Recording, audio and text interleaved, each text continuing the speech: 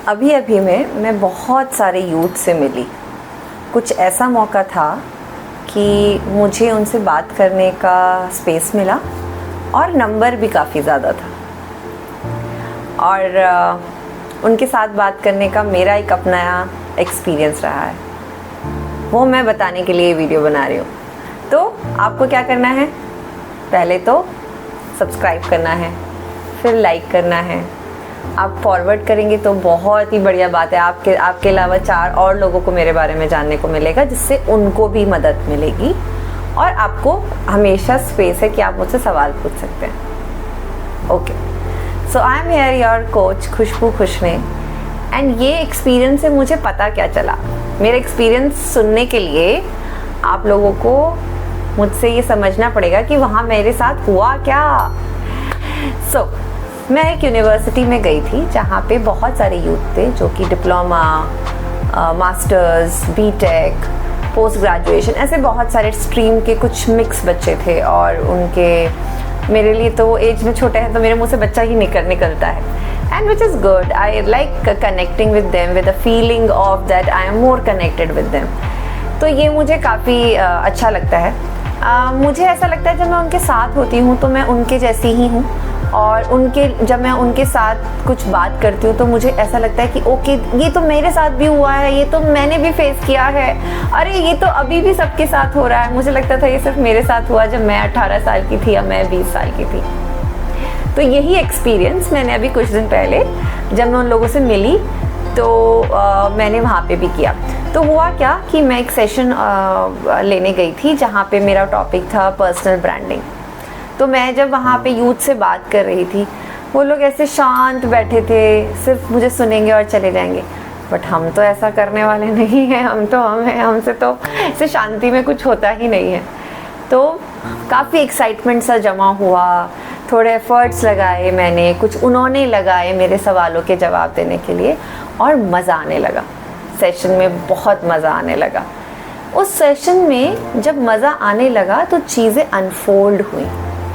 जब आपको कोई बहुत करीब से आपके जैसा, आपकी प्रॉब्लम जैसा उसने भी फेस किया हो, जब वो आपसे बात करता है, चाहे वो खुले मंच पे हो, चाहे आप 1-on-1 में बात कर रहे हो, बट आप अनफोल्ड होने लगते हैं, जैसे ना ऐसे आप खिलने लगते हैं। और वहाँ भी वही हुआ।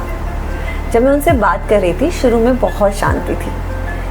धीरे धीरे जब मैं अपने फेलियर्स उनको बता रही थी, जब मैं अपने सक्सेस उनको बता रही थी, वो लोग भी मेरे से बात कर रहे थे। अब यूथ से बात करना तो आपको पता है, उनसे बात कराना, बट ये हो पाया क्योंकि हम सेम चीज़ें शेयर कर रहे थे, हम चैलेंजेस शेयर कर रहे थे, हम सक्सेस शेयर कर रहे थे, हम अपने बहुत सारे सवालों के जवाब जो मैं तब ढूंढ रही थी, आज मेरे पास उनके सवालों के जवाब थे। तो मैं आपको दिखाना चाहूँगी हुआ क्या, लोगों ने किस तरह चीज़ें अनफोल्ड की।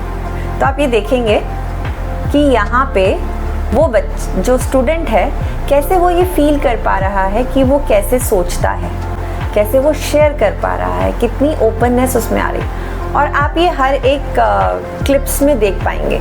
आप ये देखेंगे कि यहाँ पे एक स्टूडेंट जो अपने ओवर थिंकिंग पे सवाल पूछ रहा है, एक स्टूडेंट जो अपने पापा जैसा बनना चाहता है, और एक स्टूडेंट जो प्रियंका चोपड़ा जैसा बनना चाहती है। ये सारी एस्पिरेशंस आती कहाँ से? ये एस्पिरेशंस आती हैं जब आप किसी चीज़ से बहुत ज़्यादा इन्फ्लुएंस होते हैं।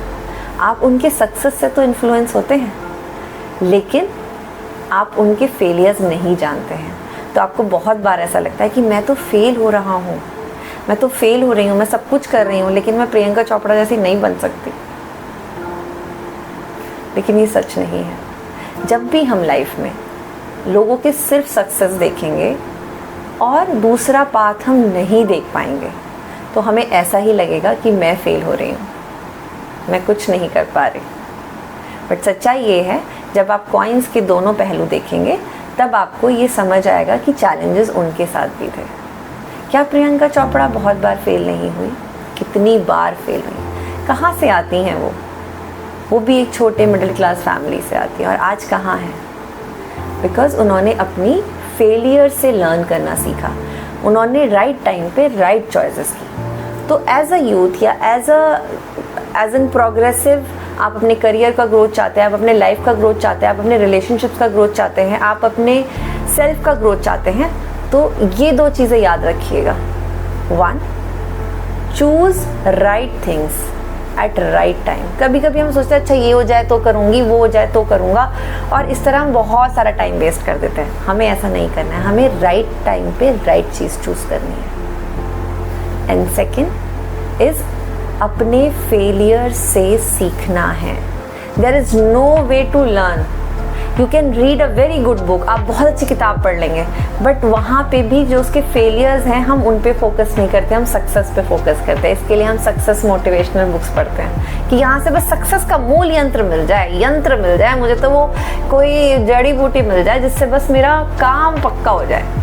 ऐसा नहीं होता है। देखिए, मैं झूठ नहीं बोल सकती, मैं कोच हूँ और मैं झूठे सपने नहीं दिखा सकती, तो मैं सच्चाई पे बात करती हूँ, और यही सच्चाई कई बार हमको लाइफ में बहुत देर से समझ में आती है, बट जब हमें समझ में आई है, हम चाहते हैं कि इस जनरेशन को, इस ग्रोथ को, इस प्रोस्पेक्ट को और वो चीज़ें फेस ना करना पड़े। तो चीज़ें करिए।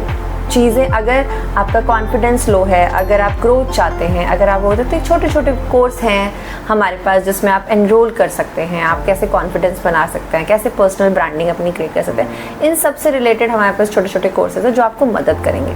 बट अगर आप वो भी नहीं करना चाहते तो जस्ट ये 2 चीज़ें कीजिए, राइट टाइम पे right choice and learn from your failures. चाहे मज़ा आया होगा बात सुन के, ये बातें अच्छी लगती, बट इम्प्लीमेंट कर लेना, और अगर सवाल हो तो डिस्क्रिप्शन बॉक्स में लिख देना, चैट बॉक्स में लिख देना, मैं मदद करूँगी। चलिए, बाय बाय, टेक केयर।